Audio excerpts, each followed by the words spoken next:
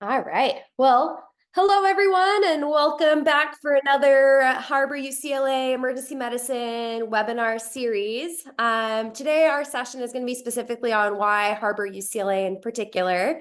So once again, feel free to jump in with any and all questions in the chat, unmute yourselves. This is meant to be kind of more of a conversation, so feel free to jump on whenever.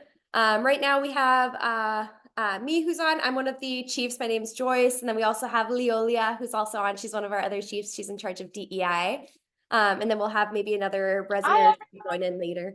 Hi, Leolia. I think you're in the car, right? Yeah, sorry, I'm off camera. She exists, we promise. All right, we'll jump into the presentation. So overall outline, we'll start off, we'll talk about kind of the hospital system as a whole, kind of the medical center. We'll talk about our residency in particular. We'll talk about some of the reasons for why Harbor-UCLA. And then we'll have a Q&A, a dedicated Q&A at the end for any leftover questions. So first off, the medical system as a whole.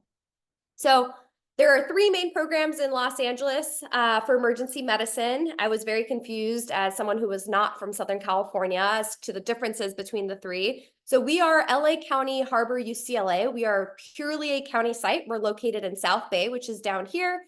And there are two other hospital systems that also have EM programs. So there's LA County General, which is formerly known as LA County USC.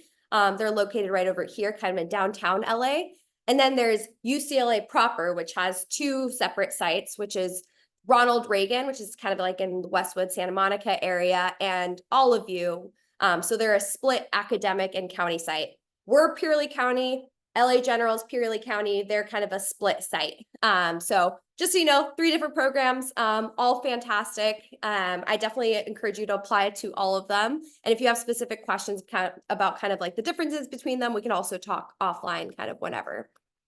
All right, so our catchment area, we cover SPA 6 and 8, that's service planning area. This is just kind of how the government breaks up their areas, and that covers areas like Watts, Compton, San Pedro, Torrance. We're located in the city of Torrance, kind of down in this area.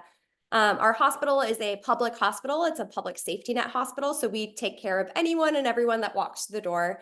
We have about 550 beds in our hospital as a whole, level 1 trauma center, peds trauma center, critical care site, the whole shebang. For the emergency department itself, we have about 85 beds in our ED, and we have these beautiful, nice trauma bays. We have 7 of these resuscitative bays. Over here, we have like a couple computers, Pyxis, lots and lots of space, and then lots of like procedure carts and things. 62 adult beds and 16 peds beds. We see about almost 100K patients per year with a very high admission or transfer rate. So about 1 in 4 get either admitted or transferred because of how sick they are. About 3,500 annual trauma activations as well. Our patients come from all over, largely a Latinx population, as well as many Black patients, but we get patients from all over the world. And over half of our patients have non-English language preference, with the vast majority of them being Spanish-speaking patients. About 43% of our patients speak Spanish, and then a smattering of other languages like Korean, Armenian, there's some Arabic, Chinese, you name it. We need Spanish speakers. If you speak Spanish, it's a huge plus for us just because we have so many Spanish-speaking patients. That being said, we have lots of Spanish and like language services. So we have either phone apps or just calling in, iPads. We have in-person interpreters. So lots and lots of resources if you don't speak Spanish, but definitely a plus. All right, so that's kind of hospital system. Now we'll jump into our residency in particular. So just overall, we're one of the oldest emergency medicine programs. We were started in 1978. We've got lots of amazing faculty. We're a 4-year program, and then we have 16 residents per year. So that gives us about 64 residents in total. So we're kind of like a medium to large emergency medicine program, which is nice because you'll always find people that have your same shared interest. And lots of people to switch shifts with as well, which is great. We're a mix of MDs and DOs, and we like to kind of sell ourselves as an academic lens to a county site. So the clinical work that we do, 100% county. We work in a county facility. We take care of county patients, but we're very education focused and research focused. So there's many people in our department that do lots of research, as well as have a very strong focus on education as well. Moving into the shift structure. So each shift, we have 2 basic adult teams. We call them purple and green. And on each team, we have a mix of an attending, a senior who's an R3 or R4, a junior, as well as plus minus an intern, plus minus a student. So that's kind of the core team that goes and sees all the patients. And on every single shift, you'll see every type of patient. So you'll see a trauma, you'll see a critical resuscitation patient, you'll see patients from the waiting room. So you're able to get a lot of variety on every single shift, which is really great. It kind of keeps you on your toes also. We also have a dedicated pediatric emergency department that's about 16 beds. And so you'll have dedicated pediatric shifts as well. During your intern year, it's kind of blocked into chunks. And then throughout your R2 through R4 year, it's interspersed, which is really nice so that you can get that additional peds experience throughout, as opposed to just having it in a chunk and then instantly forgetting all the things about the little humans. We have a dedicated fast track team. So this is the time for kind of the R4 to be, it's kind of like a pre-attending shift. So this is part of our graduated responsibility where they get to be the attending on that shift and they get to staff all of the patients with the R2. So they'll see the patient, they'll staff with the R4, and they'll make the disposition for themselves. Obviously, there's always attendings for questions and things like that, but they function basically as an independent unit, which is great. We also do triage shifts, which is helpful for your future career in emergency medicine, as you will always see kind of the front end patients as well. And so we usually do them during our R3 year. So once again, every shift for adult shifts, you'll see kind of a wide range of every single type of patient case with traumas, critical medicals, ambulance runs, waiting room, all the things. It's great. And I think our program director, Dr. Pedigo, also just hopped in if you want to say hi. Hello, everyone. Welcome. I've been at Harbor for about 15 years, and I agree with everything Joyce is saying. It's probably like the best place in the country to work, frankly, and it is awesome, and the people are awesome, including Joyce. And Leolia is awesome. Well, thank you for that. Feel free to chime in also at any time. All right, we'll keep chugging along. So this is our basic clinical curriculum. This is from like 23 to 24. So things are like changing a little bit. So this is our intern schedule. So there's a good amount of time in the adult emergency department, dedicated time on pediatrics. And then you'll rotate through different ICUs like CCU for cardiac care unit, medical ICU, surgical ICU. So you get exposure to all different people and specialties within the hospital, and you get to know the hospital really well. Same with kind of you rotate through ortho, you'll get to do some intubations on anesthesia. It's a very chill rotation. We have a dedicated psych ED, which is nice. We have some ultrasound rotations, and then you always get 4 weeks dedicated vacation every single year of residency. And in addition to that, during your intern year, you get a bonus week called Intern Week at the very end, where you get to be off with all 15 of your co-residents. And usually people will decide to go on like a little trip or something. So that's really fun. Our 2-year, mostly in the ED with a little bit of elective. We have a dedicated social EM rotation, which is amazing, where you get to do like tattoo removal, street medicine, things like that. We have an EMS block where you get to do ambulance runs, helicopter runs. And then we work in the community at St. Mary's. Our 3-year, you get more selective time to figure out your niche within emergency medicine and elective time, some more medical ICU, and then we work at a different community ED. And then your last year, which is our 4-year, which is great, by the way, 10 out of 10 would recommend. You get lots of selective and admin time, and then also you get to work in the PICU as well. So you get to take care of some sicker children. So overall, really good schedule. In the beginning, you get some kind of more diversity of experiences, and later on, you really hone in your niche within emergency medicine. This is huge. We are unionized as a residency. We are part of CIR, Committee of Intern and Residents. Definitely throughout your journey in trying to pick a residency program, try and ask about whether or not they're unionized, because it will make a direct impact on your experience as a resident.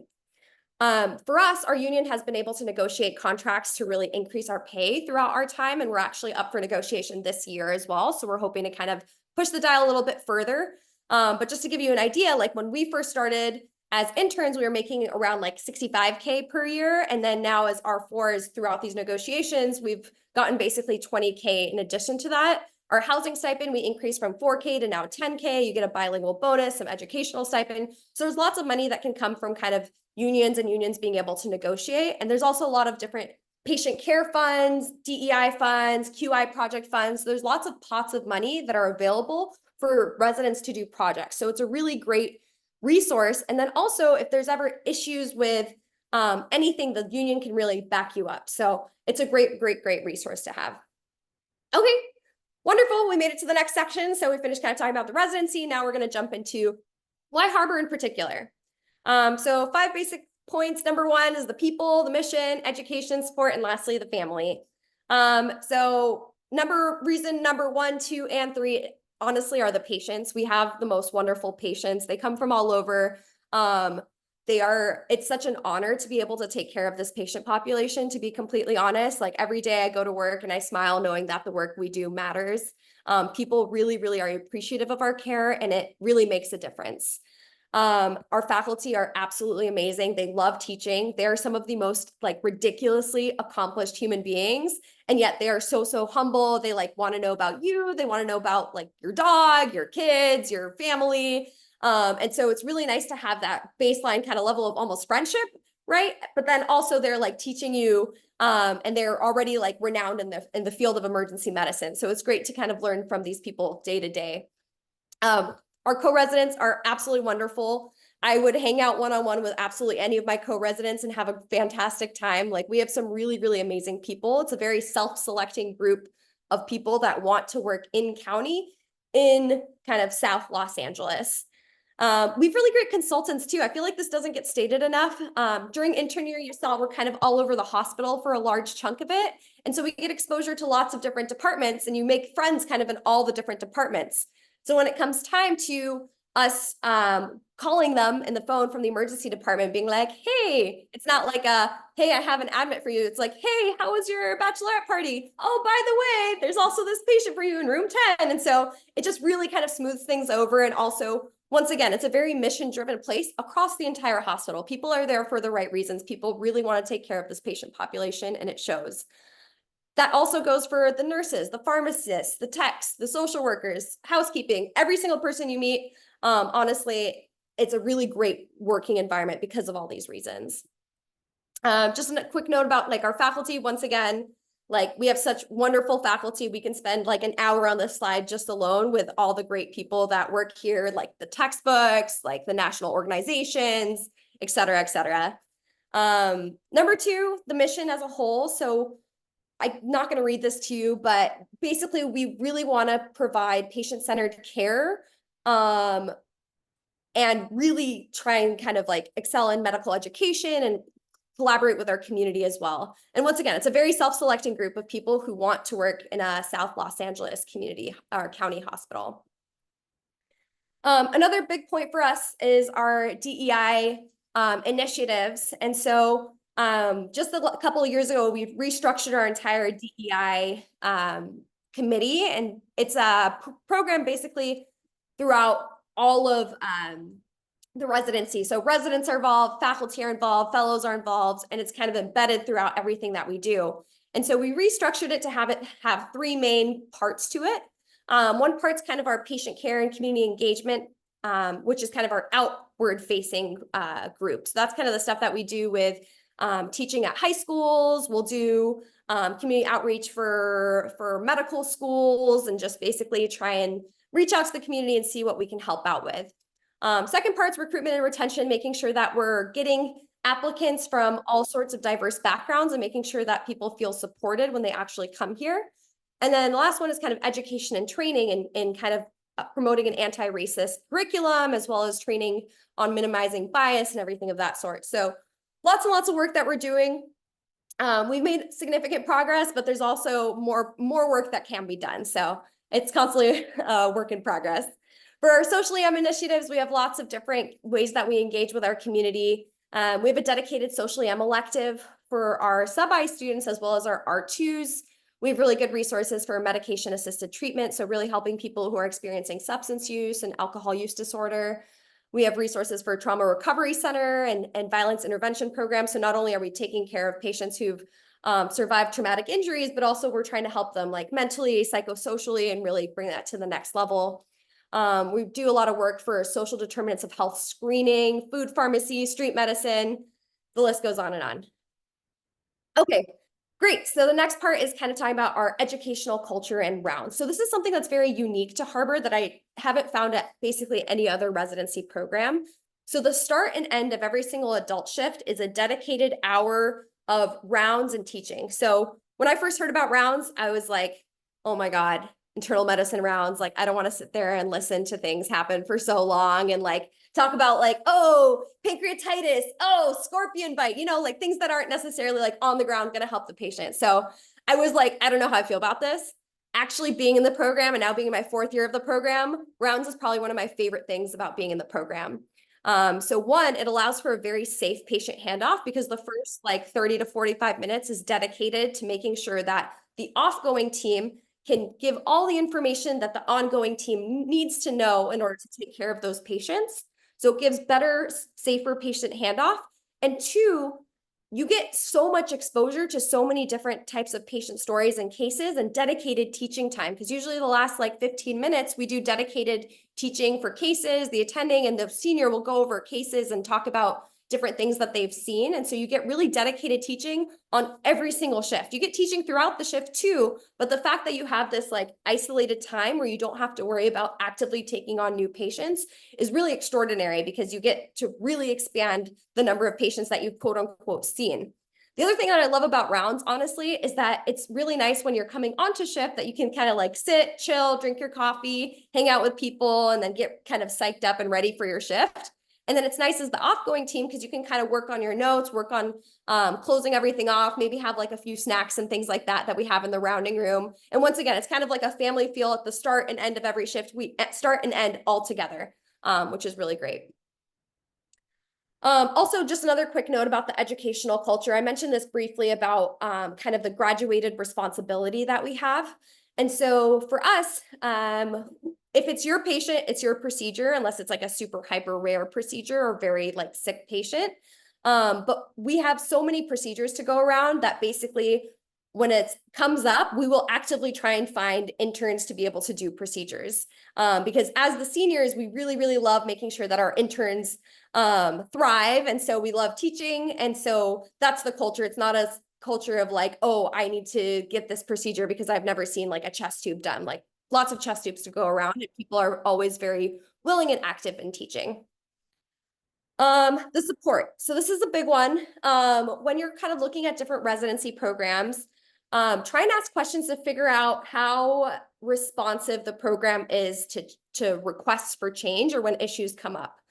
I'm happy to say that our program has been so incredibly supportive whenever issues come up that they get addressed like immediately and like very thoroughly as well. So for example, like we had issues with our orthopedic surgery department and not really getting educational opportunities, not having enough call shifts. And so we were kind of able to work with our program leadership, talk to their program leadership, and we were able to fix the rotation better.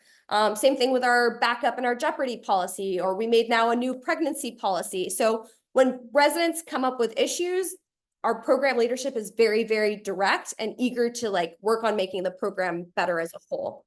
Also, if residents have interest in kind of creating new projects and things like that, the same thing goes. Like the program is very determined in helping out residents feel supported and create different projects and initiatives. Same thing with DEI initiatives. That's something I've been incredibly impressed with, like things that we'll bring up and expect more pushback or like don't know how they'll respond. And people have been very, very supportive.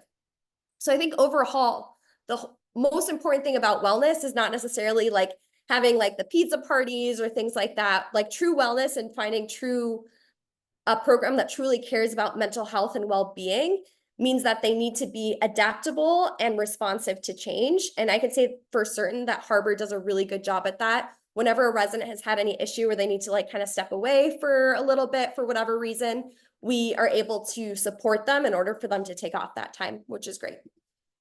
Also, we have lots of snacks, which we love. So we do little Costco runs and stuff. And so in our rounding room, we'll have some snacks. And yes, that is a gurney filled with Costco snacks. And in addition to that, the hospital will give you 3 free meals per day. And so we get lots of free food, which is great. And then lastly, the family. I already kind of alluded to this a little bit earlier when I talked about how like wonderful all the people are at Harbor, but it's truly is a family. Like we are so excited to see each other. Like whenever you see our residents meet up, like everyone's giving each other hugs, we're catching up on everything. People are genuinely excited to see each other. We have lots and lots of social things that we'll do. So we'll have beach days, we have dedicated buddy groups, which is an R1 through an R4 plus some faculty that'll meet kind of every other semester or even like 3 times a year to either get food or do some sort of activity together. We have a big 4th of July party that happens at the beach every year across all the residency classes. Retreat is actually starts tomorrow for us, which we are all stoked about. So this is kind of a little bit of a hot mess express, but we usually have it at Lake Arrowhead every year, but this year it's on fire. So we basically pivoted, emergency medicine. We're used to the dumpster fire that is our lives. And so we were able to pivot. And now we're going to Palm Springs and set at this like beautiful like hotel resort with like this massive pool and stuff. So like at the end of the day, we still get to have a retreat. We still get to hang out all together. And we were able to kind of just shift everything to a new location at literally, we signed the contract, yesterday, Pedigo? Yeah. Yeah. Now we have something. $65,000 wired. Ready to go. Yeah. It was exciting, but at our retreats, it's nice because it's residents and faculty all together, and we'll have like a costume party and we do some leadership training and things like that, but we also like chill at the pool and have a good time. Lots of hangouts, lots of pets, lots of fun stuff to do. And then also the location really can't be beat. Most of us live kind of in Redondo, Hermosa Beach area, so we are walking distance to the beach and only like a 10 to 15-minute drive to the hospital. And so we are incredibly spoiled where we just have good weather year round and you can do all the beach activities that you would possibly want. Whew. All right. We made it. Thank you so much for listening to me ramble for the last 24 minutes, but now it's the fun part where we can actually answer some of your questions. I think I saw Vivek also join in if you want to introduce yourself as well. I think he hopped on a plane. Did he hop off? Oh, dang it, missed but him. Lily is on. Oh, great. Hi, Lily. If she's there she is. Hi. I wanted to my threes. I am a little late because I was getting ready for retreat and a vacation I have right after retreat. Yay. Exciting. All right. So what questions do you all have? I have a quick question. Where do most residents like come from and go after residency? Like, do people stay pretty local after? Like, what kind of settings do they work in? And then like geographically, the geographic spread. Yeah, good question. Who wants to take this on? I've been talking too much. We definitely have a lot of California kids in our residency. You will find people who are born in California tend to want to stay in California forever. But each class I would say has at least 30 to 50%, even maybe in some who are out of state. So I came from the East Coast. A lot of people again choose to stay in California afterwards. But we have a lot of good connections around the country. So anybody who does want to go elsewhere, there's pretty good ways to get over there. Joyce is leaving us to go to New York City after graduating. So there are opportunities to go, but I think a lot of people, once they come to California, are kind of obsessed and stay. So we have a lot of people stay local afterwards.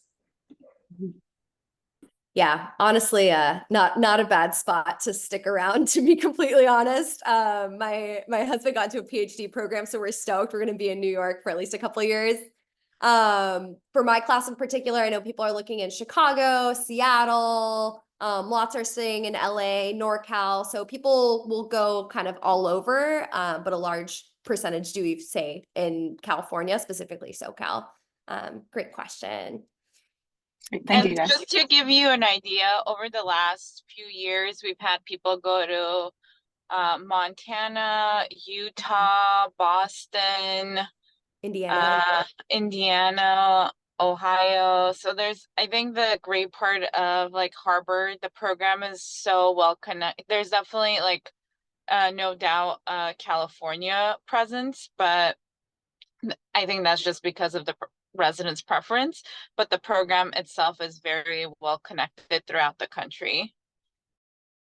Yeah, I agree. In fact, I just got an email yesterday from someone who says like, hey, I work at Kaiser San Francisco, and one of the docs is a Harbor alumni who's retiring after 30 years there, and we want to hire another Harbor grad. Can you please like send someone to us?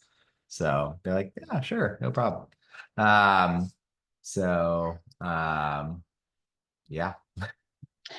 Yeah, and the cool part is like this is a sentiment that is shared even when we do our outside rotations, like when we go to Cedar Sinai, for example, for our ICU rotation, which is a more like a hospital with more resources in the Beverly Hills area. We used to go to VA, we go to a couple community hospitals, and I like this response is like very similar to the responses we've gotten by other residents and attendings of how grateful they have to have a Harbor resident there, which just speaks to the strength of the program. And someone's also asking what percent of graduates go on to do fellowship. It's definitely varies every year, and Dr. Pedigo has more experience than me, but I asked him the same question. And I think if I remember correctly, Dr. Pedigo, it's about a quarter. I think my class is doing more fellowship, is applying for more fellowships than average. But last year we had people go into addiction medicine and ultrasound. We've had people go to critical care, med ed. This year, there's people applying into EMS, admin, medical education, global health. Am I missing anything else? Oh, ultrasound as well. Yeah, I think this year, like, yeah, it's almost like half of your class is doing fellowship. But it varies. It's probably, I would say, a quarter to a third is probably more typical, which is probably like reflective of many places. And it does vary from class to class. So in my class, we've been out for like 10 years, but more than half of us hold full-time academic appointments currently. And there's also a question about the relationship between us and UCLA. Say we are Harbor UCLA. We have like access to UCLA resources, but our residents themselves like we don't specifically mix. Like we don't rotate at sites that UCLA residents work at and vice versa. So we are totally separate residency programs. But we are connected in terms of like resourcing, and as an academic department, there's like a lot of like kind of like co-working between faculty members at the sites. And many of us, like I'm the chair of like multiple courses up at UCLA, including an unembalmed cadaver lab where we take like fresh cadavers and we do for a week we do emergency bedside procedures. So there's definitely a lot of academic collaboration, but from a like purely residency training standpoint, there's essentially zero collaboration. That's not, I mean, their PD is like I've known him for like over a decade, and we're good friends. It's just we have different vibes in terms of the training sites and paradigms, and our residency training is very distinctly different. And I'm not sure if this is also what you were asking, but we do have UCLA medical students that will rotate with us, and we have UCLA a dual program like medicine and pediatrics residents that rotate with us. And there are some opportunities to go teach at the medical school. And we have an all LA conference twice a year where the Harbor-UCLA, the UCLA All of You program, and the LA General program all meet together, which is another awesome way to get to know residents, to get to know folks. And then we've over the summer, there was also a social with some of the UCLA like residents and us, the Harbor residents.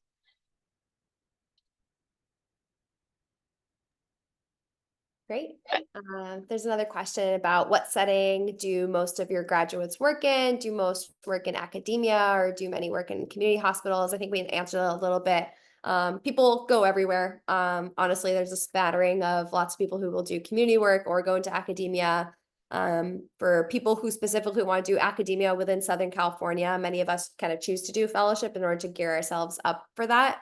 But coming from a 4-year program, if you wanted to do academia in other cities across the country, you'd be eligible for that. Next question. Any electives through IHS or global health electives? Yeah, so the global health thing has been like a decades long kind of area of conflict between the Board of Supervisors and us. So the LA County's Board of Supervisors position on this is that LA County taxpayer dollars fund resident salaries, and that they don't see value in having LA County taxpayer dollars that subsidize the resident salaries be used to provide service in other countries. I understand that perspective from their like, like bean counting kind of, perspective. And I mean, objectively, that is an accurate viewpoint.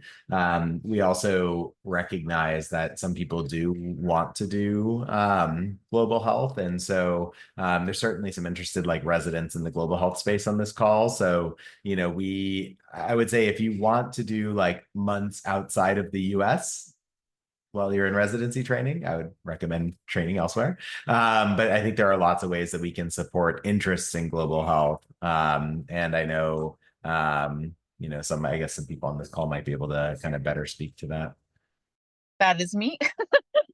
So I'm happy to talk more offline if it's helpful, but I am very interested in global health and had a global health background. I'm originally from Armenia and interested in going back there.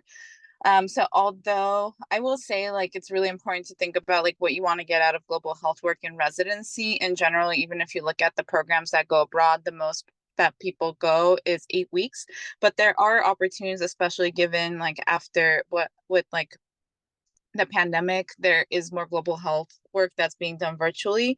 And I've been able to participate in helping develop the first emergency medicine residency program in Armenia, and going to be using some of my vacation time this fall to go.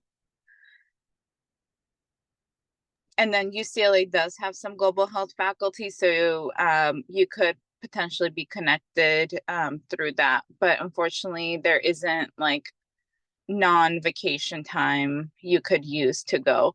But there are things like you can use your selective, for example, to do like more like research or medical education to develop those interests. If you have any specific questions, this is something I thought a lot about when I was choosing my residency program. I'm happy to chat more. And we have a lot of global health faculty at Harbor. I think I didn't even realize how many until we had our All LA conference that Harbor hosted in May of last year, and it was global health themed. And some of the attendings who I had worked with like 1,000 times, I was like, you did all of this in the global health space. So there are a lot of people with connections, even though again, we're like a little limited by the county. A lot of like really great people to talk to about all these things. Yeah. And one last plug I have is that like global health is local and international health, and we have like a lot of social EM initiatives that you could get involved in if those are some of the things you're interested in. Yeah, I think there's Thank also you. something to be said about when you're in emergency medicine residency training, becoming the best doctor you possibly can be, and then using all those skills that you learned throughout residency to really translate them and do global health later potentially, or like kind of dabbling in those interests a little bit and then really dedicating that time after residency could also be a different way of looking at it. All right, I see Yusuf with his hand up. Hey, quick question. I know you talked a little bit about graduate responsibility earlier. Would love to hear more about kind of responsibilities that change as a senior resident. In particular, like, are you staffing with juniors or just students? Do your clinical responsibilities change for like recesses, and just a little bit more on that topic? Yeah, great question. Who wants to take this one on? I can talk a little bit about it as I have stepped into the senior role this year. So one of the biggest things that change when you switch from a junior resident to a senior resident is the teaching. So you're in charge of leading rounds when you're coming onto shift. You're in charge of a lot of like learners during shift. So interns and med students are presenting to you and you're working with them on their patients, and there's a lot of like on shift learning in that way. One of the other things you start doing as a senior is managing the trauma airway. So you get tons of intubation practice your first and second year on all other sorts of patients, but the trauma ones are reserved for the senior resident. And then also as a senior resident, you get to take over the airway pager, which is very cool. So for half of the week from Sunday morning to Wednesday at 7 p.m. One of the residents on our teams holds the airway pager, and any airway emergencies in the hospital, we go up and respond and intubate. So I held the airway pager 2 times last week, and both times got to go upstairs and just intubate a random patient, which is really awesome. Other stuff too, but I would say that probably the teaching is the biggest thing that we kind of come into. And then again, just like really taking charge of the sickest patients. Cool, thank you. Yeah, the thing I'll add to that also is like, as you kind of progress to be an R4, you're pushed to kind of have a global view of the emergency department. Well, I was going to sneeze and went away. A global view of the emergency department. So that means that we're kind of like looking at the waiting room a little bit, making sure that there's not any really sick patients, see if there's certain things that need to be expedited. And then when you do your fast track shifts, you're truly working independently. So you're seeing patients, you're deciding on plans, you're sending the chart to the attending, but they're not involved in kind of the management minute by minute, which is cool because it's one step closer to being independent, which doesn't scare me at all. Cool. Any other thoughts on graduate responsibility from Leolia? Also, hi, welcome. Thanks for joining. Hi, sorry, I'm in the car, so my camera's not on. But my thought on graduated responsibility is that we also, because we have rounds, we get to lead rounds as a senior. So you're basically going through all the patients, thinking about all the patients, talking them through, talking about like learning points, teaching the sub-Is in the back, or just like interns that are on the rotation. And then also we're always encouraged to like present a case too. So that's another way that the graduated responsibility works. Great, thanks for chiming in. All right, next question. Would you be able to share what is your typical week shift schedule looks like, and does it change as you progress from PGY 1 through 4? Anyone want to take this on? I'm also, as someone who helps make the schedule, I'm also happy to take this one on. And so for the individual shift schedule, it's nice because we have a shift decrease every single year you progress through the residency. PGY 1 is a little bit different since you're off service a lot. So we're super nice to our interns and give them this like gorgeous schedule. Usually they're working like, I don't know, in a 2-week block, maybe 9 shifts plus or minus 1. As an R2, you'll be working the most shifts in the department. And so typically the average is about 4.5 shifts per week. As a PGY 3, it's about 4.1 to 4.3 shifts per week. And then as a PGY 4, it's 3.8. So PGY 4 is very nice. I'm not gonna lie. And then in terms of overall scheduling, we try and do circadian cycling. So that means that you kind of do a couple of day shifts in a row, a couple of swing shifts in a row, which is that afternoon shift, and then a couple of night shifts in a row. And then you have a few days off before recycling back to the day shift. And so it kind of moves forward in time, which is nice because your body kind of is able to adjust a little bit better. And we try to eliminate any night to day sudden switches because those can be a little bit jarring. And so we do our best to kind of have it kind of more forward and cycle. We also have people put in their day off requests. And so we try and honor as many as we can. And so for every 6-month period, you get to request 10 days off and we'll build it into the schedule. And we've been using kind of an automated programming that we've been developing so that we can do like kind of an efficient schedule that really honors everyone's requests. And we try and buffer like your ICU blocks and things. So there's a lot of things that we think about when we're creating the schedule. So, typical week can change week to week, but on average, we're trying for shift equity across each individual class. And then we already kind of talked about like the 4.5-ish, 4.3-ish, and 3.8 shifts per week. I don't know if that answers that question or anything to add about scheduling from anyone. I just want to say the day off requests are really, really lovely. And they really do get honored. So I feel like it's allowed me to make most life things, bachelorette parties, weddings, this year during a time where we actually don't have a ton of people in the ED because our second years are in their little kindergarten. My and 2 other girls in our class, we all requested off the same weekend and we were like, they won't give it to us. And all of us got the weekend off and got to celebrate one of the birthdays in our little group. So it's really, really nice to have that flexibility. And knowing people in other residencies, both in EM and then like out of EM, they've had to miss some stuff. It's pretty common, but it's really, really nice that we're able to do that. I've like extended vacations by a few days with day off requests. And it's, I don't know, it makes it really helpful. Great. Any other thoughts on scheduling from anyone? And we were also able to give the whole, a whole class off for weddings. So in July, it was one of the R3's weddings. And then in October, one of our core residents is getting married in Arizona, and all of us, we were able to arrange the schedule so all of us could go. Yeah, super fun. I had my wedding last year and was able to invite my entire class and their +1. So it was a blast, to say the least. There's another question in the chat about what is your workflow/relationship like with social work while on shift? When are they present within the emergency department? Good question. Who wants to take this on?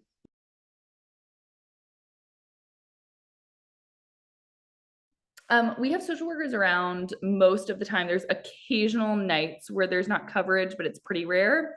And they're very helpful. I feel usually if you're getting social work involved, it's a pretty intense situation, like a death, a very severe injury, sometimes even like worse social things.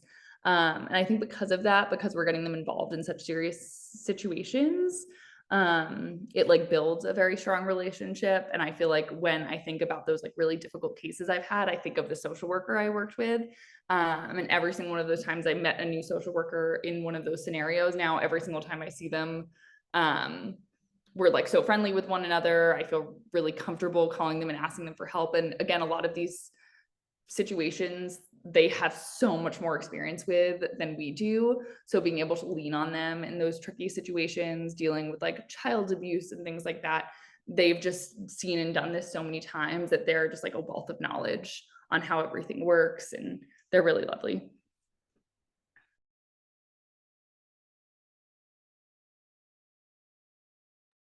Any other thoughts on social work? I'm honestly like, we're so lucky to have them. Like they help out so much. There's been so many times where I'm like, I don't know about this patient's disposition plan. Like I want to send them out, but I don't know. And then they'll like be like, oh yeah, like they're going to go stay with their cousin. Then afterwards, we're going to set them up with this housing and we'll try and do this, this, and this. So it's really, really nice and beneficial to have them there. We also have specific like homeless task force social workers who will work with our patients who are currently unhoused. We have substance use specific social workers that'll also help people get connected to various resources, and they'll do some counseling on that. So definitely a great resource to have on shift. How are trauma cases handled in the ED? Are ER residents / attendings the primary team, or does trauma surgery run cases? Good question. Who would like to take this on? I'm back after figuring out DJ insurance for Aaron Catrick bringing his music equipment. It was fine. So there are kind of 3 levels of traumas at LA and in the county of Los Angeles. So LA General has the same process we do. All of you, which is the UCLA affiliated one, is not a trauma center, so it doesn't apply. But there's 3 different ones. There's ED traumas, and then there's trauma team activation level 2s and trauma team activation level 1s. So ED traumas are ones that don't meet trauma team activation criteria. And trauma does not know they exist. We manage them, how we want, and we get them involved, if and when injuries are found that require their involvement or admission to their service.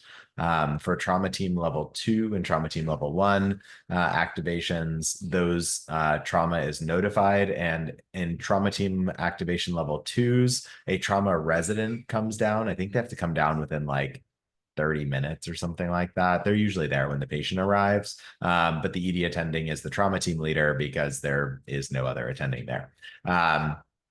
In all of these activations, the ED resident does the airway, does the primary, and does the secondary chest tubes are split by MRN based on trauma or not. But if it's a trauma team, if it's an ED trauma, it's always ours because they don't know they exist. And if it's trauma team level at level 2, they often don't have a supervising attending. So it's us in that case as well. For trauma team level 1 activations, these are like the ultra sick trauma patients that almost unilaterally are going to the OR or ICU within like 30 minutes of the patient's arrival. So that one, the trauma attending is also physically present. And in those cases, we still do the airway, we still do the primary and secondary. But by policy, the trauma attending is the trauma team leader, which makes sense because in like 15 minutes, it's going to be their patient. So like if they say, I want to give blood, and we're like, okay, that sounds like a very reasonable thing to do. We get along very well with our trauma department. I go road cycling with one of their attendings, and we're very very cordial, and I think we get along incredibly well. But we always do the airway, always do the primary and secondary, usually do almost all the resuscitative procedures, split the chest tubes. For our highest level of trauma activation, because the trauma attending is physically present, they are the trauma team leader. So if they decide they want to go straight to the OR, that's fine. It's their patient. But I don't know if other people want to kind of chime in. It definitely feels like even though they are on the book maybe in charge, it definitely feels like we're in charge. Like usually the senior resident on the team will lead a huddle beforehand and like go over everyone's roles and talk about the case before the patient comes. So I think I didn't even realize as an intern watching the senior residents lead the traumas that they weren't the ones like technically running the show. It really is only in certain circumstances where you'll hear the trauma attending talk. And I do want to say our relationship with our trauma faculty is great. We rotate on both trauma and SICU as interns. So I feel like I left my intern year knowing a lot of the trauma attendings really well. So as I came into second year and started running all the level 2 traumas, they knew my name. Like, I don't know, it was just very easy to fit in with them and to chat with them and like ask them questions about stuff. And they felt very comfortable talking to me too. Harbor's not like a huge hospital. So I feel like we also know all the trauma residents really well, which is like a hidden bonus. And it's really nice when we are helping with the resuscitation, the trauma attendings, like if you have a chest tube, they'll a lot of times be right there walking you through the chest tube, explaining the steps, the best way to do it. And they're also really good teachers for us too. Yeah, I think that's something that surprised me about Harbor is just like how nice and down to earth all the trauma attendings are. And they truly like know all of us on a personal basis, not just like, hey, ED resident. And that makes such a difference when you're dealing with all these traumatic injuries and everything. I remember like talking to other programs and people would say like, oh yeah, like trauma always wants to steal our chest tubes or they steal our cases or they run the show or they don't let us do X, Y, and Z. And that's really, really not the case. It's very, very collegial here, which is absolutely wonderful. We had recently we had 2 patients that came pretty close together who both required chest tubes, and just with the way the MRNs work, they were both traumas MRNs, and the trauma attending very quickly was like, we just did the last one, this one's all you guys, like don't worry about it at all. Really nice. Great. There's another question about, can you please share some of the hobbies residents have and what your support systems look like off shift?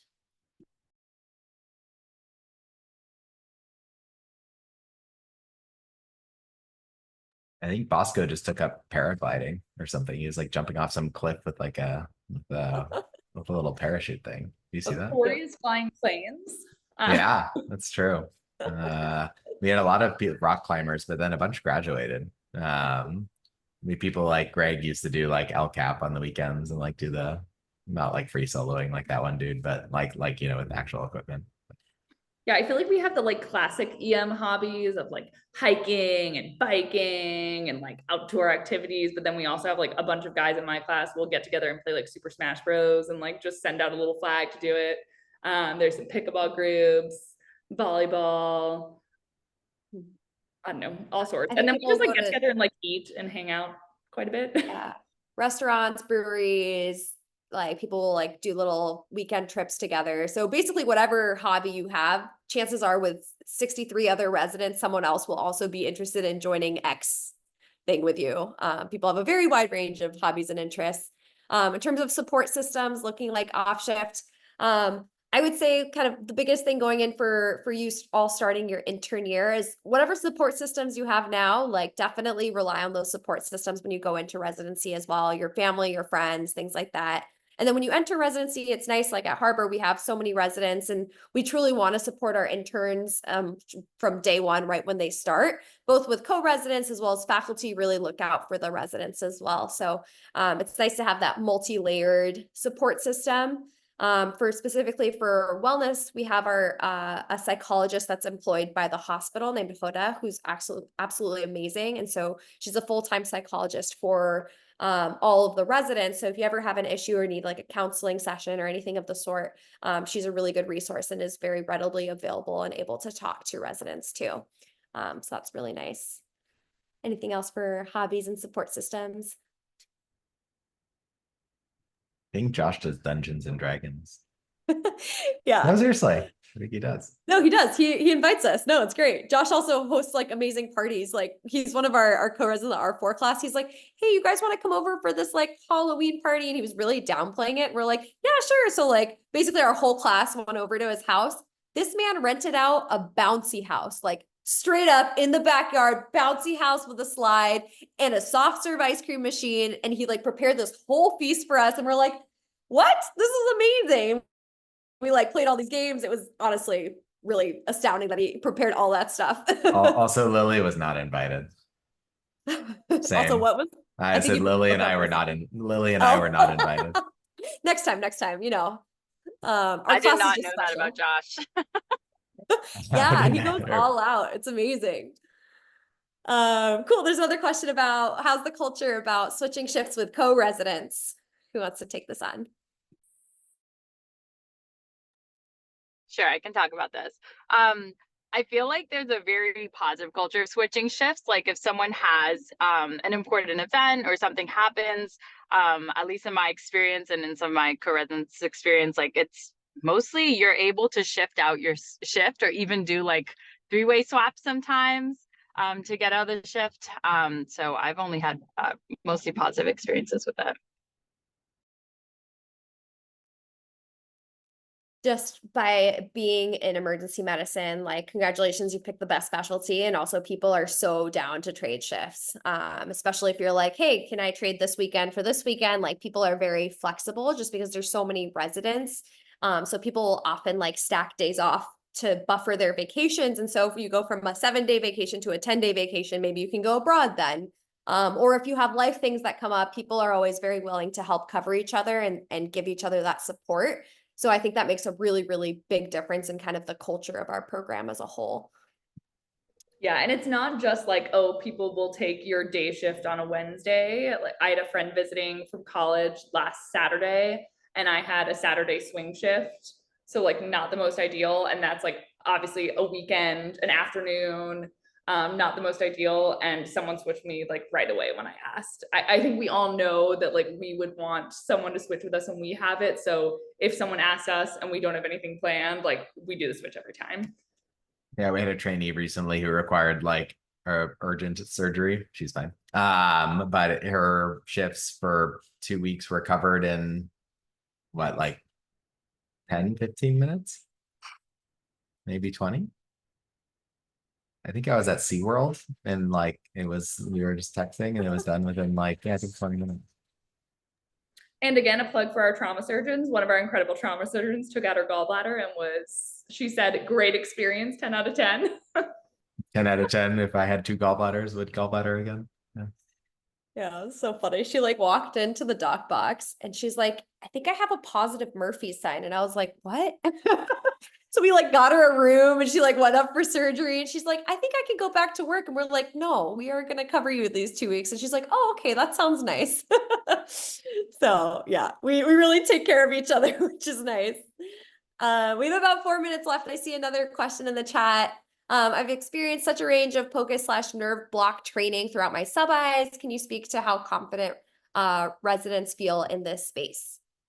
Anyone want to take this on? And if they're John Warren or not.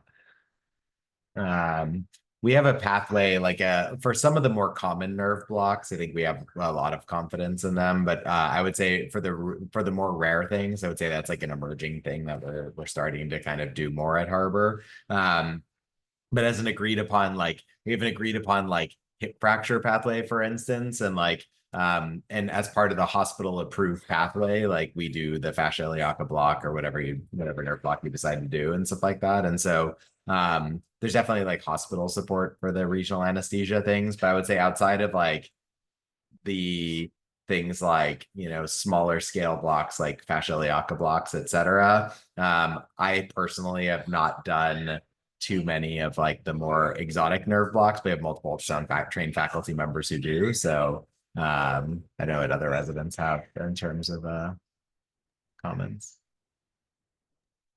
I like the way you phrased it. Feel like exotic nerve blocks.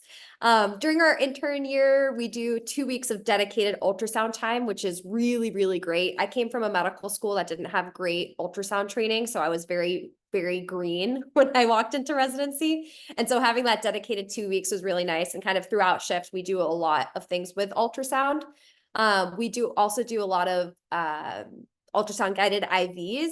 Not as much as before, because luckily our nurses got trained on it, but because of that, it's all kind of the same procedure. You're looking on ultrasound, you're going in, you're hitting a target. It's the same thing with nerve blocks. So we get that repetition and we get that training. And so we're all very competent and very facile with ultrasound guided procedures and ultrasound skills in general. But yeah, agreed. The more exotic nerve blocks, if you're working with an ultrasound faculty, it's great. They'll walk you step by step and then help you get it. Any other thoughts on ultrasound? Yeah, very early on in second year, I did an anterior scaling block with one of our ultrasound faculty, and she was like, listen, worst case, you accidentally take out their phrenic nerve. And I was like, what?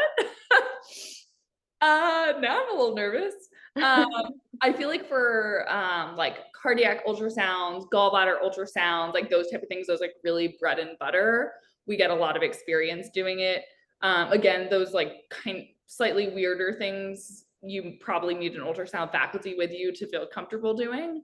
But there's a lot of opportunities to use elective and selective time if you feel like you want to get some more reps in. And then again, those kind of weirder things, there's a lot of conference time where we'll get to review those. I feel like at least a few times a year we have dedicated ultrasound conference and get to do a lot of those things hands-on.